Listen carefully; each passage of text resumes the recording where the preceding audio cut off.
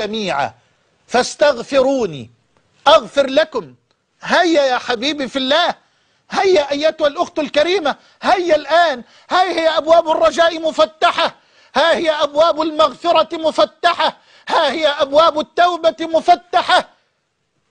وأسفاه إن دعيت الآن إلى التوبة وما أجبت، وأسفاه إن دعيت الآن بعد كل هذه الكلمات إلى التوبة وما أجبت، وحسرتاه إن ذكرت الليلة بهذه الكلمات وما أنبت. يا نادما على الذنوب، أين أثر ندمك؟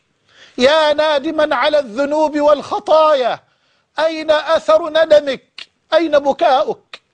أين بكاؤك على زلة قدمك؟ أما تخشى من الهاوية؟ أما تخشى من الهاوية؟ أما تخشى من عذاب النار في الآخرة؟ بل أما تخشى من ألم العتاب، من وقع العتاب؟ إذا ما قال لي ربي أما استحييت تعصيني وتخفي الذنب من خلقي وبالعصيان تأتيني.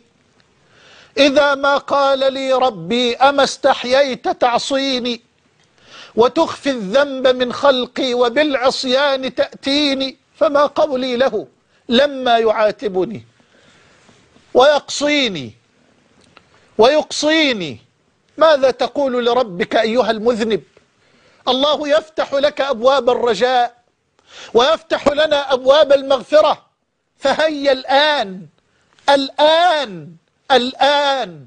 نعم، لا تعطل ولا تسوف ولا تؤجل، فإن الموت يأتي بغتة. والله لا تدري أنت، والله لا تدري أنت كم ستعيش، وهل يا ترى سيمهلك ربك جل جلاله حتى تتوب إلى الله قبل أن يأتيك ملك الموت أم لا؟ فهيا، وأنا أغفر الذنوب جميعا. يا من تبارز الله في الخلوة بالمعصية، يا من تمسك بالريموت كنترول أو بهذا الجهاز لتبحث عن الفحش والفواحش، لتبحث عن المعصية والمعاصي، وأنت تعلم أن الله يسمعك وأن الله يراك.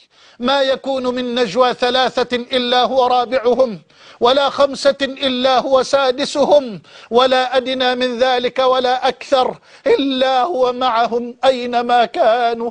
الله معك أينما كنت، بسمعه وبصره وقدرته وقهره وإرادته وإحاطته. يمهلك، أمهلك مرة وأمهلك مرة، أمهلك شهرا وشهرين وعاما وعامين، وها أنت الآن لا ترعوي ولا تريد أن تستغفره ولا تريد أن ترجع إليه ولا تريد أن تتوب إليه. إلى متى؟ إلى متى؟ إلى متى؟ والله إني لأعلم أقواما هكذا